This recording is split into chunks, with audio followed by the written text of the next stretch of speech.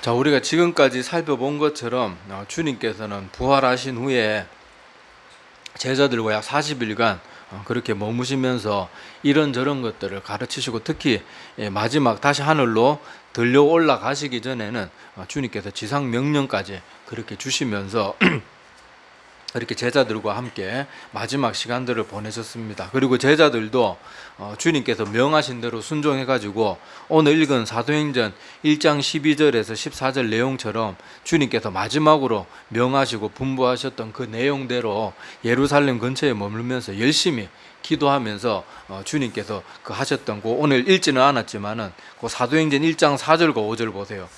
그때 주님께서 뭐라고 말씀하셨는가 하면, 자, 사도행전 1장 4절 5절에 보면 이렇게 말씀하셨어요. 사도와 함께 모이사 그들에게 분부하여 이르시되 예루살렘을 떠나지 말고 내게서 들은 바 아버지께서 약속하신 것을 기다리라 하고, 약속하신 것이 뭔가 5절에 나옵니다. 자, 5절에 요한은 물로 세례를 베풀었으나 너희는 몇 날이 못 되어 뭐로 세례를 받는다고요? 성령으로 세례를 받으리라. 그러니까 약속하신 것이 뭐란 말이에요?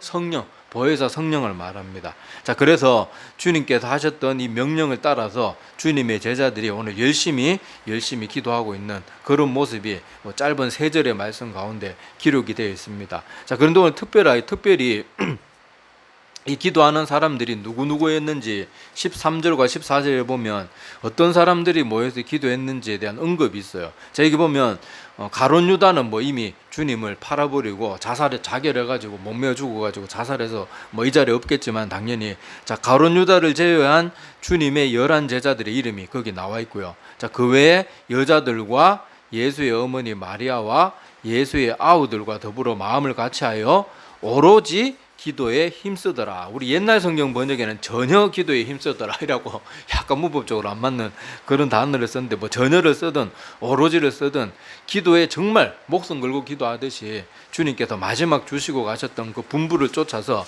기도에 얼마나 힘썼는지를 여기서 알 수가 있습니다.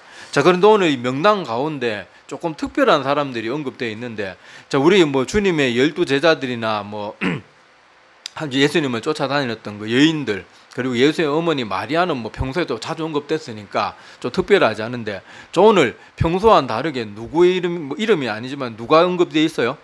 예수의 아우들. 그러니까 예수님의 이 땅에 계셨을 때, 그러니까 마리아가 낳았던 예수님이 이제 성령의 잉태하심으로 그렇게 하나님의 능력으로 예수님은 태어나셨지만은 그 남편이었던 요셉과의 그런 육체적 관계를 통해서 태어났던 자녀들, 그러니까 자녀들은 예수님과 함께 그렇게 형제로 이 땅에 있을 때 형제로 불렸던 그 아우들이 여기 기록이 되어 있습니다. 자, 그래서 여기 주님의 혈육이었던 동생들, 이 동생들이 다른 데는 평소에 이렇게 드러나지 않는데 사도행전부터는 주님의 친동생이었던 이 사람들의 이름이 언급됩니다. 실제로 예수님이 이 땅에 계실 때 동생들이 여러 명 있었어요. 자, 우리 마가복음 6장 2절에서 3절 내용 제가 읽어드릴 테니까 요거 뭐 찾지는 마시고 들어보시기 바랍니다. 자, 안식일이 되어 회당에서 가르치시니 많은 사람이 듣고 놀라 이르되 이 사람이 어디서 이런 것을 얻었느냐? 이 사람이 받은 지혜와 그 손으로 이루어지는 이런 권능이 어찌 됨이냐? 이 사람이 마리아의 아들 목수가 아니냐? 야고보와 요셉과 유다와 시몬의 형제가 아니냐? 그리고 그 누이들이 우리와 함께 여기 있지 아니하냐고 예수를 배척한지라. 그러니까 여기서 보면 예수님이 고향 땅에서 그렇게 복음을 전하니까 사람들이 깜짝 놀란 거예요. 와, 저 무식한 목수의 아들인 줄 알았던 예수란 저 젊은 청년이 아이고 어디서 저런 권능이 나타나가지고 아이고 어떻게 말씀도 저렇게 능력 있게 전하고 도대체 어떻게 된 거냐. 그러다가는 갑자기 또 기가 막힌 거예요.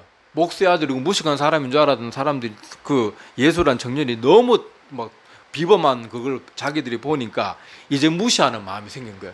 아유, 겨우 목수 아들 주제요. 그저 형제들 보면 이름이 여기 언급되죠. 예수님의 동생들 야고보와 요셉과 유다와 시몬의 형제가 아니냐. 그러면서 주님의 남자 형제들의 이름이 명확하게 4명이 여기 기록되어 있고, 누이는 보통 우리 2명이라고 보는데 누이들이라고 했으니까 2명인지 3명인지는 이름이 안 나와 있기 때문에 잘은 모르는데, 하여튼 일반적인 견해로는 예수님에게는 이 땅에 계실 때 4명의 남동생과 2명의 여동생이 있었을 것이다 이렇게 추측을 합니다. 자, 하여튼 간에 확실한 거는 여기 언급된 걸로는 4명의 남자 동생 그리고 여동생들이 있었다고 그렇게 말하는데, 자, 여기 보면은 오늘 기도할 때 예수의 아우들이 특별히 여기 기록에 언급이 되어 있는데, 이게 왜 특이하다고 하는가 하면요, 예수님이 이 땅에 살아 계실 때 주님의 제자들은 예수님의 혈육도 아니면서도 3년간 동고동 나겠습니다. 그죠? 그 힘든 막 맨날 여기저기 돌아다니고 3년 동안 뭐 지금처럼 에어컨이 나오는 버스가 있어요, 뭐 비행기가 있어요, 기차가 있어요, 없잖아요. 그 뜨거운 중동의 그 사막 기후 가운데 그렇게 주님과 함께 그 광야를 걸어 다니면서 3년 동안 고생을 했어요, 주님의 제자들은. 그런데 정작 혈육이었던 주님의 동생들은 함께 하지 않았어요. 오히려 예수님을 은근히 무시했습니다. 자, 요한복음 7장 2절에서 5절까지 보면요, 자, 이것도 찾지는 마시고 제가 읽어드릴게요. 자, 요한복음 7장 2절에서 5절입니다. 유대인의 명절인 초막절이 가까운지라 그 형제들이 예수께 이르되, 여기 형제들은 예수님의 친동생들을 말합니다. 당신이 행하는 일을 제자들도 보기 여기를 떠나 유대로 가소서. 스스로 나타나기를 구하면서 묻혀서 일하는 사람이 없나니 이 일을 행하려 하거든 자신을 세상에 나타내소서 하니, 이는 그 형제들까지도 예수를 믿지 아니함이로라. 그러니까 지금 주님의 제자들이 이렇게 말하는 건, 아이고 정말 우리 형님이 정말 하나님의 아들이구나 이래가지고 지금 나가서 행동하십시오 이렇게 말하는 게 아니고, 아이고 형님이 정말로 그렇게 대단하면 왜 맨날 여기 총구석에 묻혀가지고 왜 그러고 있습니까? 나가서 좀 하세요, 나가서. 이런 식으로 무시했다는 거예요. 그게 요한복음 7장 5절에 딱 명확하게 말해주고 있잖아요. 이는 그 형제들까지도 예수님을 믿지 않고 신뢰하지 않고 그렇게 했던 거예요. 그래서 요 다른 복음서의 기록에 보면 예수님이 막 능력을 행한다 그러니까 주님의 동생들이 예수님 붙들러 오잖아요. 그때 제가 그 성경 원문 단어 해석하면서 주님을 그냥 데리러 가러 온 게 아니고, 성경 보면 그냥 강제적으로 끌고 가기 위해서 그렇게 왔다고 그런 기록들이 있는데, 주님의 동생들은 주님이 십자가에서 죽으시고 부활하셔서 40일간 함께 머물면서 다시 부활하시는 걸 보여주기 전까지는 주님의 제자들만도 못했어요. 자기의 형이었던, 친형이니까 더 그렇겠죠, 친형이었던 예수님을 당체 인정하지도 않고 믿지도 않았다고. 이거는 뭐 제가 하는 말이 아니고 아까 요한복음 7장 5절에 분명히 이는 그 형제들조차도 믿지 아니함이로라. 성경이 분명히 그렇게 말하고 있으니까 이건 뭐 우리가 또 설명할 필요도 없고 의심의 여지도 없습니다. 자, 그래서 이 주님의 동생들이 그런 모습이었는데, 저 오늘 예수님이 부활하시고 40일간 그 주님을 따랐던 사람들과 함께 머물고 마지막 부활하시는 것도 다 보고 나서는 어떻게 됐어요? 이제는 하나님 앞에, 예수님 앞에 기도하는 거예요. 그 전까지는 예수는 안 믿었다니까요. 신뢰하지 않고 오히려 요한복음 7장 그 이하의 내용을 보면 예수님을 비꼬듯이 조롱하듯이, 아이고 형님 왜 총구대 정말로 그렇게 대단한 일을 하면 말로 해서 이러고 있습니까? 나가서 뭐 좀 해보십시오. 이런 식으로 주님을 전혀 믿지도 않고 그러는 모습이었는데, 부활하신 주님을 만나고 나서는 완전히 변화된 사람이 됩니다. 그래서 주님의 형제였던 야고보, 아마 주님의 바로 밑에 동생으로 추측이 되는데 자, 그 야고보 사도가 야고보서를 썼죠. 자, 야고보서 1장 1절에는 보면요, 자기 자신을 어떻게 소개하고 있는가 하면요, 야고보서 1장 1절에 이렇게 야고보서 서문을 이렇게 시작하고 있습니다. 자, 하나님과 주 예수 그리스도의 종 야고보는 이렇게 말하고 있어요. 그러니까 예수 그리스도의 동생인 나 야고보는 뭐 이렇게 말하는 게 아니고, 하나님과 주 예수 그리스도, 그냥 예수 그리스도도 아니고 주 예수 그리스도 종 야고보는 흩어져 있는 12지파에게 문안하노라, 이렇게 하면서 야고보서가 시작이 됩니다. 여기서 보면 야고보는 분명히 예수님과 뭐 이 땅의 말로 표현하자 그러면 피를 나눈 친형제였어요. 자, 그런데 부활하시기 전에 예수님이 공생의 사회 기간 동안에는 함께 동고동락했던 제자만도 그렇게 제자들만큼도 예수님은 지지하지 않았지만은, 부활하신 주님을 만나고 나서는 바로 그 예수 그리스도 앞에 기도하는 사람이 되었고, 또 예수님 자기 형이었던 예수님을 뭐라고 표현해요? 주 예수 그리스도, 아도나이. 히브리인들이 절대로 함부로, 아무에게도 함부로 그렇게 붙이지 않는 그 단어 주, 아도나이라는 그 표현을 써가지고 주 예수 그리스도의 뭐라고요? 동생도 아니고 종 야고보, 이렇게 표현하고 있는 거예요. 자, 이것을 보면 우리가 알 수 있듯이 이렇게 평소 언급되지 않았던 예수의 아우들이 기록되어 있는 이 모습을 통해서 우리 다시 한번 뭘 알 수 있는가 하면요, 주님의 부활의 사건은 성경을 자세히 들여다보면 곳곳에 그 명확한 증거들이 남아있는 거예요. 여기서도 다른 사람들도 아니고 예수님의 아우들, 예수님의 동생들이야말로 예수님을 성경에 보면 아까 요한복음 7장 5절에 나온 것처럼 전혀 믿지도 않고 신뢰도 안 했어요.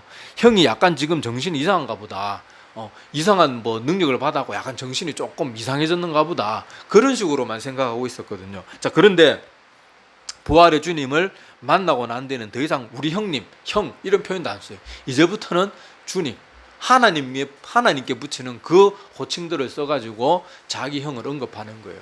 제가 그냥 표현이 자기 형이지 이제 더 이상 뭐 자기 형이 아니죠. 자, 하나님이신 예수님을 그렇게 완전한 하나님으로, 주님으로 받아들이셨던 모습을 우리가 이것을 통해서 알 수 있는 것이 바로 주님의 부활은 근거 없는 사람들이 막 지어내고 그 주님의 제자들이 주님이 열심히 쫓아다니다가 갑자기 주님이 십자가에 덜컥 죽으니까 흔히 세상 사람들 하는 말인 것처럼 허무해서 주님의 부활을 조작해냈다.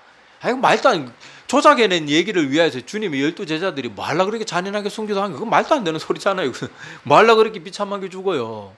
제가 그 주님의 제자들 죽은 얘기 한번 뭐 전에도 막 입에 참아 담기도 힘들 정도로 얼마나 잔인하게 고문하고 죽였습니까? 그런데 뭐하러 자기가 날조해낸 얘기를 위하여서 그렇게 잔인하게, 뭐 잔인하게 안 죽는다 그래도 그냥 단칼에 그냥 고통 없이 죽인다 그래도 지어낸 얘기를 위해서 죽을 사람이 누가 있냐고요. 그는 주님의 제자들의 모습도 그렇고, 여기 오늘 주님의 친동생이었던 주님의 동생들, 여기 보니까 여기 야고보 사도만 지금 이렇게 기도한 게 아니고 예수의 아우들이 다 같이 예수님의 동생들이 다 같이 기도하고 있었다는 거예요. 여기서 뭘 알 수 있습니까? 예수님이 부활하신 진짜 하나님의 아들이라는 것을 이런 간접적인 증거들을 통해서 우리가 의심치 않고 믿을 수 있는 증거들이 여기 드러나는 거예요. 자, 그래서 이런 것들도 눈여겨보아 두시기 바랍니다. 자, 그리고 오늘 또 이 본문에서 한 가지 우리가 또 엿보아서 볼 수 있는 중요한 교훈 중에 하나가 뭔가 하면요, 하나님이 일하시는 방법을 우리가 잘 알아야 돼요. 자, 예수님께서는요 이미 십자가에 달려 돌아가시기 전에 이 땅에 계실 때 앞으로 어떻게 될 것을 제자들에게 미리 다 알려주셨어요. 앞으로 나는 고난받고 죽게 될 거다. 그렇지만은 부활하고 너희들보다 갈릴리로 먼저 가게 될 거다. 그리고 너희들은 나의 복음을 세계 곳곳에 전하는 그런 나의 종들이 될 거다. 그 베드로에게도 말했잖아요. 내 반석 위에 내 교회를 세우겠다. 음부의 권세가 이기지 못하리라. 너희가 하늘에서 매는 것은 매고 땅에서 풀면 풀리리라. 뭐 그렇게 말하면서 앞으로 제자들을 통해서 이 땅에 일어날 모든 일들을 다 알려주셨어요. 다 알려주셨어요. 그리고 주님께서 그렇게 명하고 계획하신 것은 실제로 다 그렇게 됩니다. 역사 속에서 그렇게 다 이루어졌고, 또 우리는 그 이루어지는 시대를 지금 살아가고 있잖아요. 우리가 그 역사를 보고 있잖아요. 안 그러면 우리 이방인은 우리가 주님의 복음을 어떻게 전해 들을 수 있냐 말입니까? 그러니까 하나님께서는 모든 일들의 계획 가운데 하나님께서 모든 것을 자기 사랑하는 백성들에게 알려주시고 실제로 그 모든 일들을 다 이루어내시고 아무도 하나님의 일은 막을 수가 없어요. 주님의 대적들도 예수님을 제거하면 자기들이 이길 줄 알고 그렇게 온 힘을 다해가지고 예수님을 제거했는데 실상은 예수님을 제거한 게 아니고 뭐였어요? 하나님의 그 원대한 구속 사역을 완벽하게 이루어내는데 자기들은 뜻하지 않게 최선을 다해서 그 역할을 해냈을 뿐이에요. 지들이 좋아서 한 게 아니고. 그러니까 하나님의 뜻은요, 아무리 그 어떤 피조물이고 아무리 권능 있는 존재라도 하나님이 계획하시고 이렇게 하겠다고 하는 건 아무도 막을 수가 없어요. 반드시 그렇게 이루어집니다. 그런데 우리가 구약 성경을 보나 오늘 지금까지 이 시대에 예수님의 예언이 이루어진 것들을 통해서 우리가 기억해야 될 것이 뭔가 하면요, 하나님은 항상 앞으로 일어날 일들을 다 알려주시고 그리고 그 일들을 순종하고 기도함으로써 준비하는 사람들을 통해서 이루어간다는 걸 꼭 기억하셔야 돼요. 하나님은 우리 인간이 없어도 모든 일을 어떻게든 다 이루어 가실 거예요. 그런데 구약에도 보면 주님의 수많은 선지자들이 어떤 큰일이 있기 전에 예수 하나님께서 어떻게 합니까? 이사야라든지 예레미야라든지 아모스와 같은 사람들 통해서 꼭 이런 일들이 있을 거다. 이스라엘이 회개하지 않으면 북방 민족이나 어떤 사람들로부터 너희들이 칼로 심판을 당하게 될 거다. 포로로 잡혀가게 될 거다. 70년 동안 종살이를 하게 될 거다. 다 얘기해 주셨는데 다 이루어졌어요. 하나님께서는요, 모든 걸 다 알려주시고 다 이루어 가십니다. 그런데 그 이루어 가시는 일들 가운데 하나님께서는 어떤 사람들을 통해서 일하시는가 하면 주님께서 미리 알려주셨던 그 말들을 믿고 신뢰하고 기도하며 순종하는 사람들, 그 사람들을 통해서 이루어 가시는 거예요. 하나님께서 성령 주시고자 하면 어떻게든 주실 거예요. 그런데 주님께서 뭐라 그랬어요? 성령이 이 땅에 오는 건 기정사실이에요, 하나님 안에서는. 그런데 하나님 예수님께서는 뭘 요구하십니까? 너희들은 예루살렘을 떠나지 말고 성령을 받을 때까지 기도하라. 하나님의 뜻은 이미 우리 지금 2000년 뒤를 살아가는 우리의 일들까지 이미 다 알고 계시고 다 계획해 두셨어요. 다 그대로 다 이루어져 가고 있는 거예요. 그런데 하나님은 항상 우리에게 뭘 요구하십니까? 기도하고 순종을 요구하시는 거예요. 자, 제가 그래서 성경 에스겔 36장 32절에서 38절 말씀을 한번 제가 읽어드릴게요. 자, 에스겔에서 36장 32절에서 38절입니다. 성경 찾으면 시간 너무 걸리니까 자, 앞에 내용은 제가 그냥 요약해서 설명드릴게요. 32절 이하에 어떤 내용이 있는가 하면은 여호와 하나님께서 이스라엘 백성들이 계속 우상 숭배를 하고 죄를 지었기 때문에 그 땅을 그렇게 심판하셔가지고 그 땅이 황폐하게 될 것을 그렇게 알려주세요. 그런데 내가 너희들을 그렇게 모든 그 죄값이나 그 심판을 내리고 난 다음에는 항상 하나님이 어떻게 하세요? 다시 회복시켜 주시잖아요. 자, 회복시켜 주시면서 자, 어떻게 말하는가 하면요, 이렇게 말합니다. 자, 에스겔 36장 37절에 보면 다시 회복을 약속하시면서 하나님께서 여호와 하나님이 이렇게 말해요. 주 여호와께서 이같이 말씀하셨느니라. 그래도 이스라엘 족속이 이같이 자기들에게 이루어 주기를 내게 구하여야 할지라. 내가 그들의 수요를 양떼같이 많아지게 하되 제사 드릴 양떼 곧 예루살렘이 정한 절기의 양무리같이 황폐한 성읍을 사람의 때로 채우리라. 그리한즉 그들이 나를 여호와인 줄 알리라 하셨느니라. 자, 다시 말씀드릴게요. 에스겔에서 이 내용은 이스라엘 백성들이 계속해서 하나님을 거역해서 심판당하고 침략당하고 전쟁을 통해서 수많은 사람들이 목숨을 잃고 그렇게 번성했던 길거리에 사람들조차도 없게 될 것이고 그 땅이 완전히 황폐화될 거다, 그 얘기를 하셨어요. 그렇지만은 하나님께서 너희들은 내 백성이기 때문에 결국은 내가 회복시켜 줄 거다. 그러면서 에스겔 36장 37절에 다시 한번 읽어드릴게요. 주 여호와께서 이같이 말씀하셨느니라. 내가 다시 회복시켜 줄 것이지만은 그래도 이스라엘 족속이 이같이 자기들에게 이루어 주기를 내게 뭐 해야 된다고요? 구하여야 할지라. 하나님은 회복시켜 주겠다고 하셨고 실제로 회복시켜 주실 거예요. 그런데 하나님께서 뭘 요구합니까? 그래도 너희들은 그렇게 해주기를 나한테 기도해야 된다. 그걸 주님께서 말씀하고 계시는 것을 우리가 눈여겨봐야 됩니다. 그러니까 하나님은 이렇게 해주실 거예요. 그런데 하나님께서는 그 말을 듣고 하나님의 뜻에 순종하고 기도함으로써 하나님의 뜻을 온전히 받드는 그 사람들을 통해서 이런 일들을 성취해 가는 거예요. 70년 그 이스라엘 백성들이 나라가 멸망하고 70년 동안 그 바벨론에 잡혀가서 포로 생활하잖아요. 근데 잡혀가기 전에 이미 주님께서 하나님께서 선지자들을 통해서 70년 후에는 내가 너희들을 고국에 돌아오게 할 것이다, 그렇게 말했지만은 우리가 알다시피 다니엘과 같은 선지자들은 어떻게 합니까? 하나님이 그렇게 말했으니까 되겠지 그러면서 그냥 두 손 두 발 놓고 있는 게 아니고 뭐 했어요? 기도하는 거예요. 그리고 하나님이 뭐하라 그래요? 오늘 에스겔서에서도 내가 그렇게 할 것이지만은 너희는 그럼에도 불구하고 나에게 구하여야 할지니라.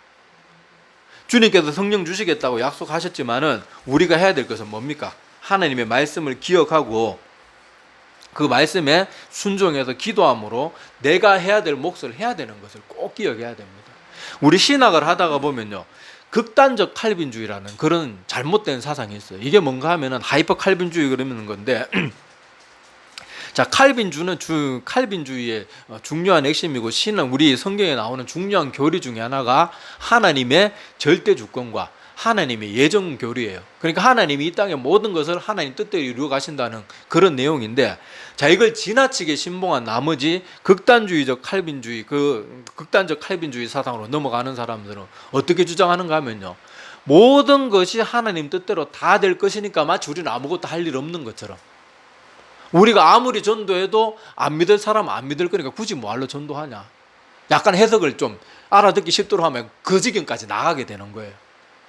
누구한테 믿지 마라 그래도 저 사람 믿게 될 사람이 어떻게든 믿게 될 것인데, 그런 식으로 우리 인간이 할 게 뭐 있나, 하나님 전능하신 하나님이 다 이루어 가실 텐데 우리가 할 게 뭐 있나, 이런 식으로 나가서 인간의 책임을 무시하고 마치 우리 인간은 크게 아무것도 할 일도 없는, 그냥 뭐 장식물에 지나지 않는 것처럼 좀 지나치게 해석하면은, 제가 이해를 돕기 위해서 이렇게 설명하는 거예요. 자, 하여튼 그런 식의 사상으로 지나친 극단으로 나가버리는 그런 모습을 보는데, 저 오늘 이 말씀을 통해서도 분명히 알 수 있지만은, 예수님은 이때까지 예수님이 하신 말씀대로 다 모든 것이 이루어졌고 이루어져 가고 있었어요. 그렇지만은 예수님은 뭐라 그래요? 성령을 내가 보내줄 거다. 그런데 너희는 뭐 하라 그랬어요? 기도하라. 그리고 구약 성경에도 이미 하나님은 똑같은 방식으로 이랬어요. 내가 앞으로 이렇게 할 것이다, 너희들에게 이런 일들이 이루어질 것이다 하면 그대로 다 되었는데, 아까 에스겔서 내용에도 분명히 하나님이 말씀하셨지만은, 명령을 주셨지만은, 그래도 너희들은 내게 명령하는 그대로 구하여야 될지니라. 이걸 기억해야 돼요. 주님의 제자들이 주님께서 성령을 보내주시겠다고 약속하셨다고 두 손 두 발 놓고 멍청하게 낭창하게 그냥 가만히 있었던 게 아니에요. 여기 기도할 때도 어떻게 아까 표현하고 있습니까? 기도에 오로지 힘썼더라. 전혀 기도에 힘썼더라. 그래서 주님이 주실 것을 분명히 알고 있지만은 마치 안 주실 것처럼 그렇게 막 간절히 구하는 거예요. 우리 신앙생활도요, 제가 사역을 하다가 보면은 하이퍼 칼빈주의, 그러니까 극단적 칼빈주의와 같은 그런 생각에 빠져 사는 사람들이 참 많습니다. 하나님께서는 분명히 뭐라 그랬습니까? 천국은 침노하는 자의 것이다. 너희는 하나님 나라 가까웠으니까 회개하고 돌이키라. 계속 우리에게 그걸 요구하고 계시는데, 많은 사람들이 진심으로 회개도 안 하고 진심으로 말씀을 열심히 보려고 노력하지도 않고, 정말로 온 마음을 다해서 예배 드리기 위해서 한 번도 제대로 예배에 집중해 보지도 않아놓고는 맨날 목사한테 와 가서연하는 게, 아이고 목사님 저는 안 되는가 봐요, 모태신앙이고 수십 년 신앙생활 해봤는데, 아이고 하나님이 저는 버리는 사람인지 저는 버림받기로 택함 받은 백성인지, 아이고 저는 안 되는 거, 아이 목사님 저 신경 끄세요, 저도 해봤는데. 해보긴 뭘 해봐요. 정말로 창자가 끊어지도록 기도 한 번도 안 해본 사람들이에요. 그런 사람들은 정말로 이처럼 간절히 정말 기도하면요, 창자가 끊어진다는 건 약간 과장된 표현일 수 있긴 하지만 그게 어떤 건지 느껴집니다. 진짜 간절히 하나님께 계속 부르짖으면요, 막 이 속이 막 진짜 다 끊어져 나가는 것 같아요. 그런 기도 한 번 5분도 제대로 안 해, 한평생 그런 기도 한 5분도 안 해봐놓고는, 아이고 난 하나님께 기도해봤는데 안 되던데, 하루에 성경 한 장도 아니고 기분 내킬 때 한 번 그냥 막 술 먹고 술 취해가지고, 아이고 이젠 예수님 믿어봐야 돼, 대충 읽어놓고는, 아이고 나 성경 읽어봤는데 아이고 무슨 말인지 하나도 모르겠던데요. 그런 식으로 말하면서 자기가 하나님을 바르게 믿고 하나님이 명하신 대로, 예수님은 분명히 우리에게 나를 따르려거든 자기 십자가를 지고 나를 따르라 그러셨고, 자기 부모나 가족보다 나를 더 사랑해야 된다고 분명히 말씀하셨는데, 그거 10분의 1도 사랑하지 않아놓고는, 아이고 나 하나님 잘 믿어보려고, 나 하나님 따라보려고 하고 막 주일 학교 때나 막 회장도 하고 부회장도 하고 막 찬양팀 리더도 하고 했는데, 아이고 저는 안 됩니다 맨날 그래요. 맨날 그런 건요 다 핑계예요, 핑계. 하나님은 분명히 하셨어요. 하나님께서는 구하고 찾는 자에게 분명히 열어주실 거라 했지만은, 그래도 우리가 뭘 해야 돼요? 구하고 찾고 두드리는 건 간절하면 우리가 해야 되는 거예요. 간절하게 기도해야 되는 거예요. 여기 오늘 주님의 제자들이 성령을 주시겠다고 약속하셨으니까, 아이고 하나님 주시겠지 그러면서 그냥 우리 대충 생각날 때마다 그냥 우리 한번 잠깐씩만 기도하고 말지, 이게 아니잖아요.